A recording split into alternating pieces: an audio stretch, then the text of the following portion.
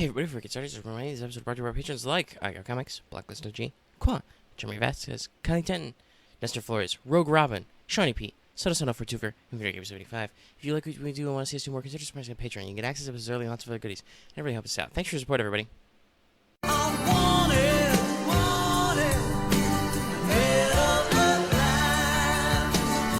Hello everyone, and welcome back to Let's Talk FGO Wanted. I was definitely not futzing with my audio for like a solid minute there before recording this again.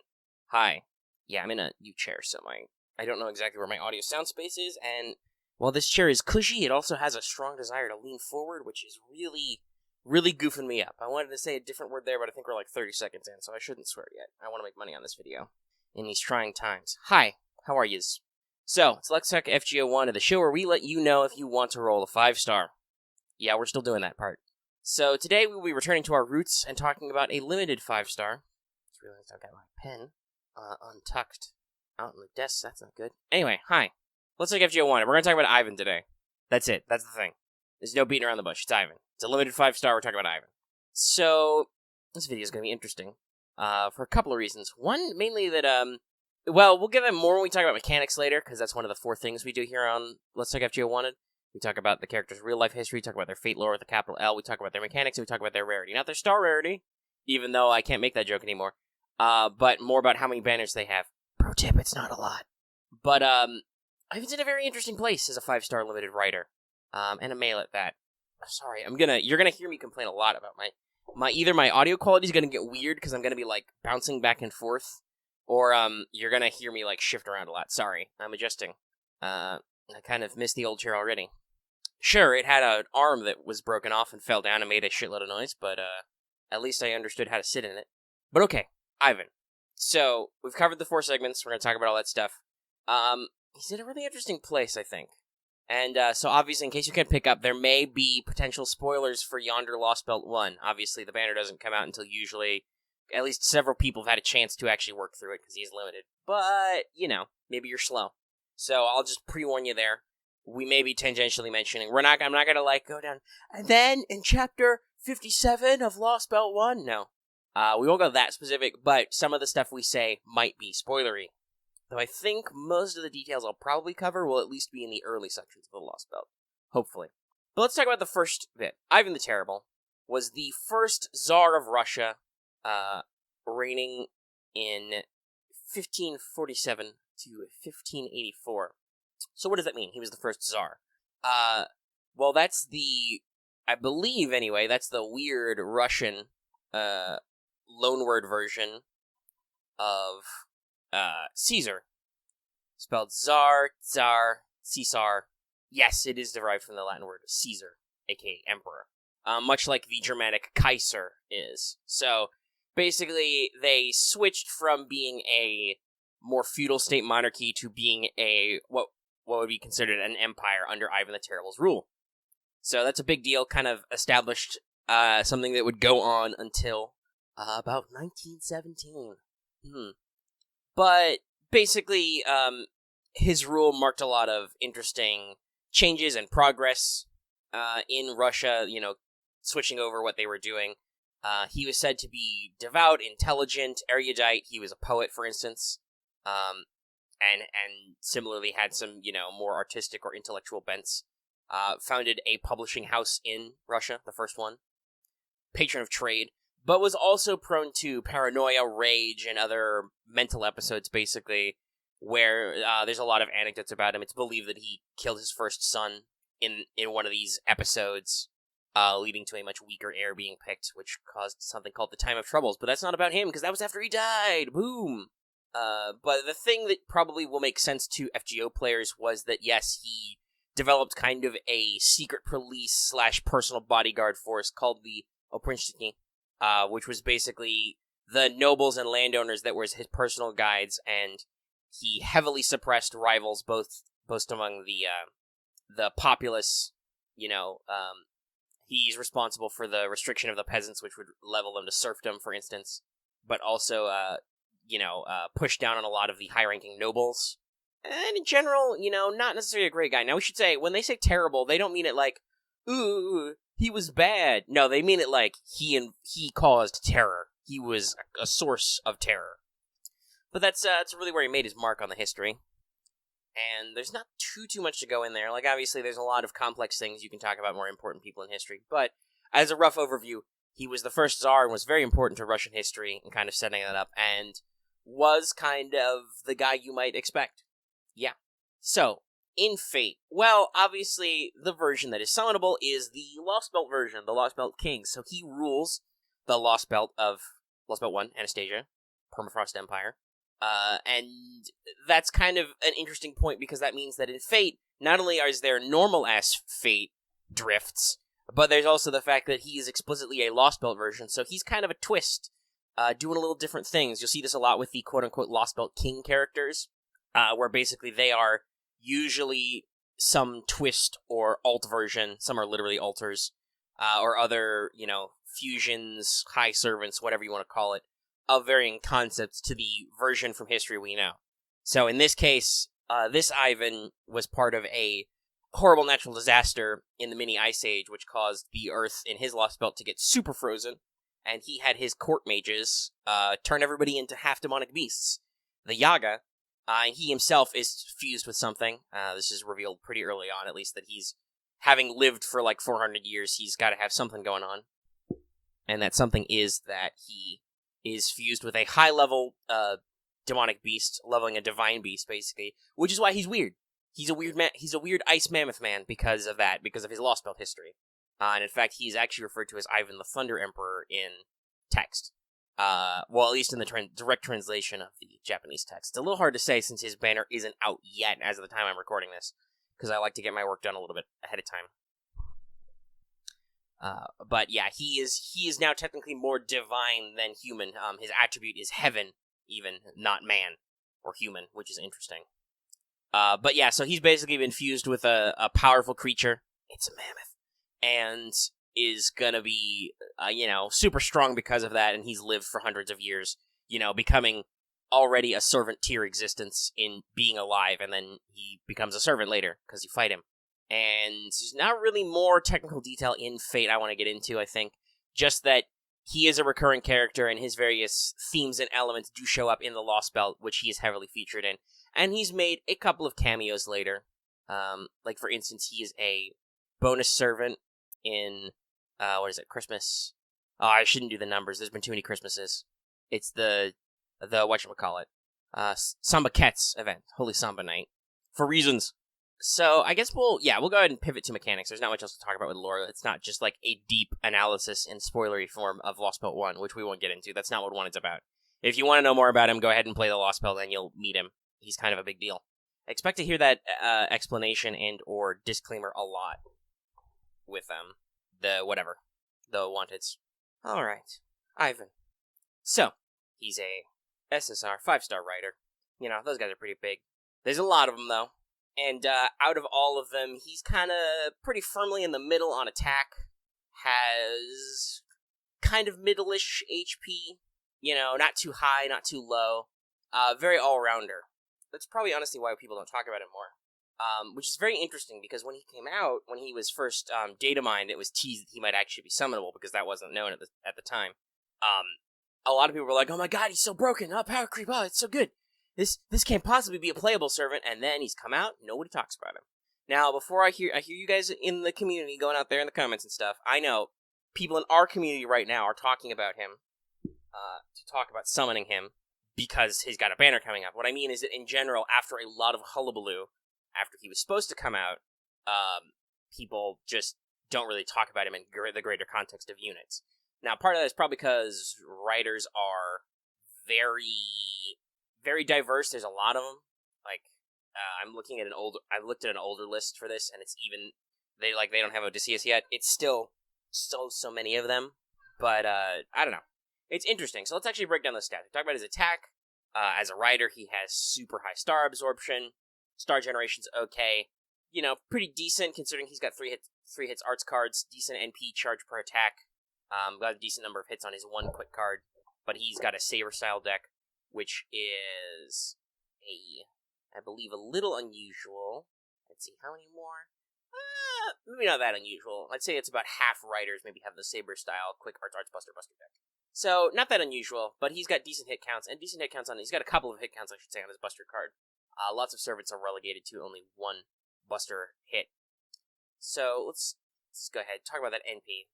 Because, yeah, he's got a big Buster AoE. Who could have guessed? It's not like there's like 4 or 5 of these. Anyway, his is slightly different.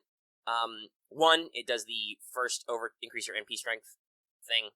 He goes 30%, all the way to 70% with max overcharge. Does have a few hits in there, so you can generate some stars that way.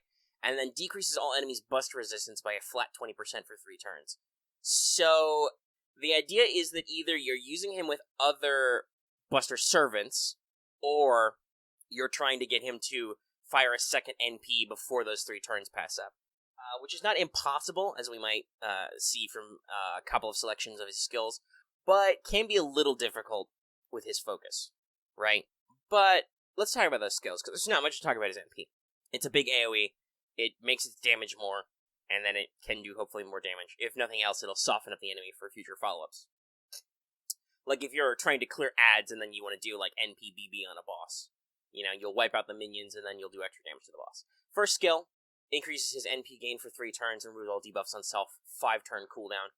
So that second effect, remove all debuffs on self, that's great. Self-debuff cleanse, great. I remember in the early game years, you know, the part 1 years, there was a lot of kvetching from me and lots of other people that, man, there's just not enough debuff cleanse going around. I think there's a decent number of servants who do that now, but still. And of course, eventually you could do it yourself with the second batch of Mystic Codes, but that takes a long time. Anyway, so that's a great effect, right? Just in of itself. Every 5 turns, remove debuffs. Pretty solid, especially on a big hitter. You know, Ivan's kind of a beat stick. You're going to want him to hit things, so you don't want debuffs detracting from that.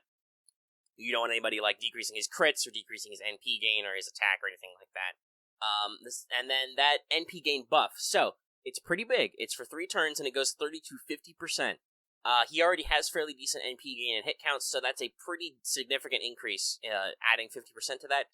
However, it's not a flat battery, so it does still require you to actually get Ivan's cards, and specifically get ones that generate NP. So not his 2 Buster cards. Those won't help you at all, I don't think. I don't think NP gain wraps around like Stargen does. If I'm wrong, though, let me know. But when you do actually get his cards, and you can mesh him maybe with somebody who can offer more NP gain support, that's a pretty decent attempt to get back. If you can land some arts crits like this, and he's a writer, so landing the crits isn't the hard part, you're gonna get some impressive gain out of that. You might actually be able to you know, get some callback turns. Second skill, he has Strange Innocent Monster. This is again another 7-turn cooldown. You gain crit stars per turn, it's 5 to 10, pretty basic, 3 turns. You increase your Buster effectiveness for 3 turns, the usual 20 to 40% on that number. So, actually, that might even be a little more. Some of those are usually 30%. But still, you get a 3-turn Buster buff, and you get critical stars for 3 turns. So, first of all, one, being a big boy rider, he's going to get a lot of those stars unless you're playing with all riders, in which case you may have to manipulate the star weight a little. But what you get out of that is, like I said, especially combined with his first skill, you get a pretty decent spread. If you get arts cards, you hopefully get some extra stars, you can crit, and gain NP. If not, well, your Buster card effectiveness is going, and it lasts 3 turns, much like the enemy's Buster resistance, so if you do it on an NP turn as your NP steroid, you can hopefully get some of that follow-up you want, whether that's with a second NP, or with just hitting him with Buster cards, hopefully with crits. And because it's stars per turn for a few turns, hopefully you don't have any issues with the fact that it's tied to your NP steroid skill, right? So, fairly decent. If anything, it's the only thing is just that the amount of stars he gens is a little small. But hopefully he can get those stars back through other means. And then, next, his third and final skill, Supreme Authority. This gives you 1 turn of invincible to yourself. Hard defenses are never bad. It decreases all enemies' attack. So, if, for instance, you've got multiple enemies who are going to NP or do something nasty, and you want to blunt that for your other allies, decreases their attack for 3 turns, 10 to 20%, or reverse charisma, and then removes all buffs from enemies, which is just a great effect, 6-turn cooldown. So the only real... Hold on, I think gotta push my mic up a little bit. Not because I think necessarily I need to be louder, though I might, who knows. Hopefully Normalize takes care of any of that, but mostly because I just keep bumping the bottom of my mic. Anyway, you don't want to hear about my mic issues. What we do got, though, is that the only real downside of this skill, like all 3 of these things, pretty good. Okay, so the percentages on the enemy attack down are nothing special, but it exists, right? It's fun.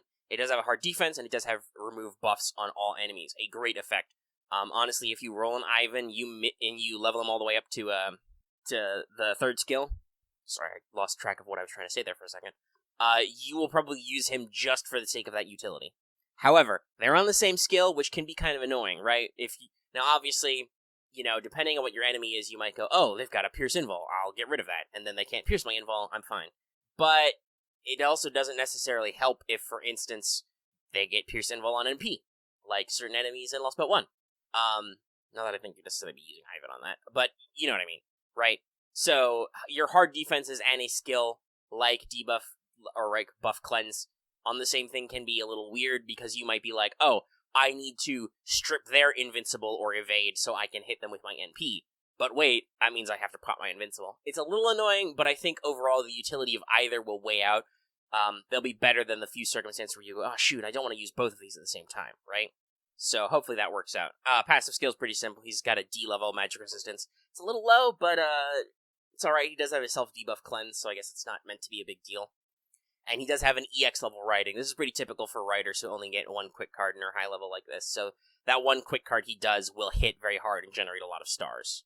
And so Lucky has been suggesting maybe we cover mats a little bit. There's really nothing to talk about with this guy's mats. They're actually very manageable for Ascension. He doesn't need any new stuff.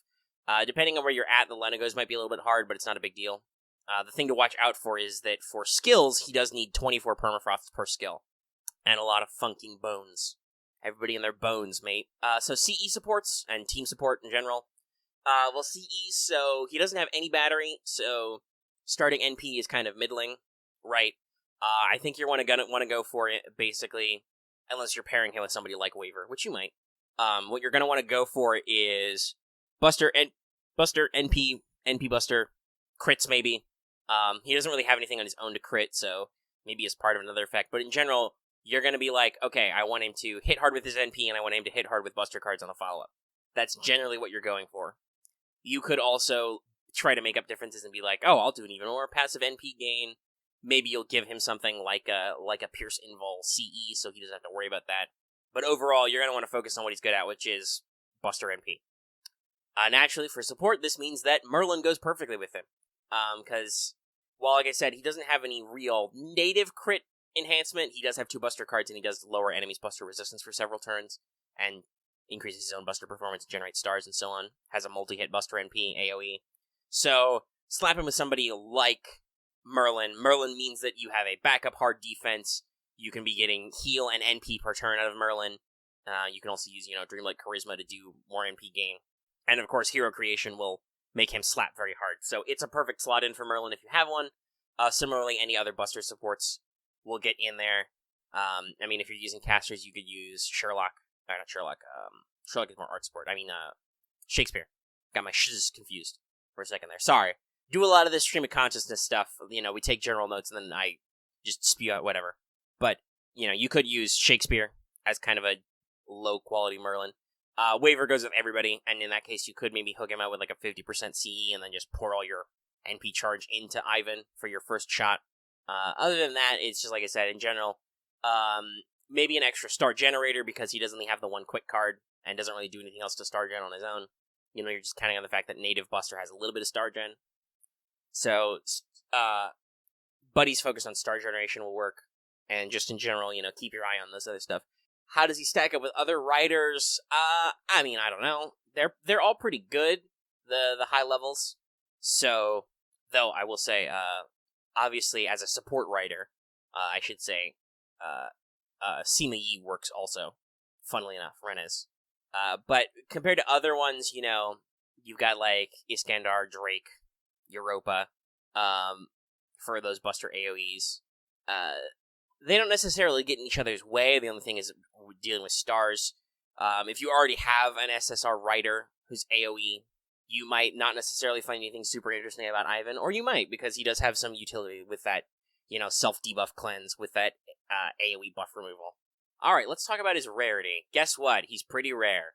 I think there's been, as of now in JP, there have been 2 total for him. There is the Anastasia campaign 2, obviously, and then there's the Big Traveling Circus campaign, which was themed to physical events in JP, so I don't know if we're going to get that in that form. You might be looking at surprise Ivans at Thanksgivings. But in general, yes, he's a pretty rare servant.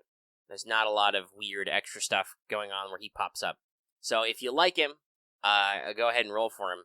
And if you don't, though, there's a lot of SSR writers don't necessarily feel like you're missing out just because he's of his rarity. You know, there's a lot of really good units in this class. So that means he does have some stiff competition. Hopefully I've highlighted the things he does differently that kind of make him effective in his own right. But, you know, like I said, there's a lot of competition for writers. He's in an okay space. He'll do you some work. And also, he's fucking huge. Look how huge he is. He's enormous. His sprite is gigantic.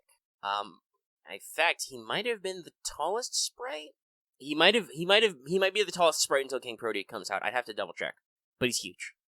So roll for him, if nothing than the fact that he's a giant ice daddy. Huge. All right, I'll let you guys go. There's no reason to talk anymore about this. We've already been going for like 20 minutes. You've got the gist. That's Ivan the Thunder Emperor / Terrible / the Mammothy, Ivan Grozny. And hopefully you actually watch this video. I'm kind of pessimistic, but we'll see. It might be a stealth hit.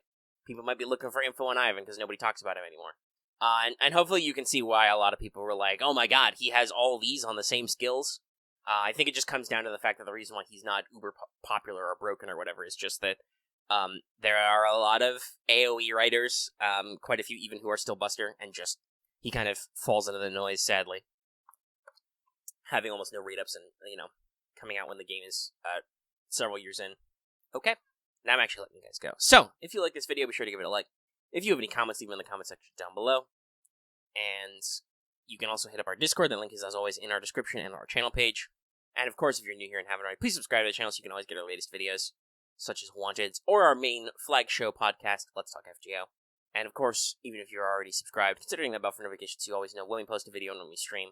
And, of course, like it says at the front of the video, please consider supporting us on Patreon. You can get access to episodes early and lots of other goodies, and it really helps us out.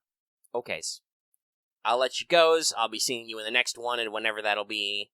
Gosh, will that be the Apocrypha collab, or is there something between now and then? Who knows? Who knows? Alright, bye, everybody.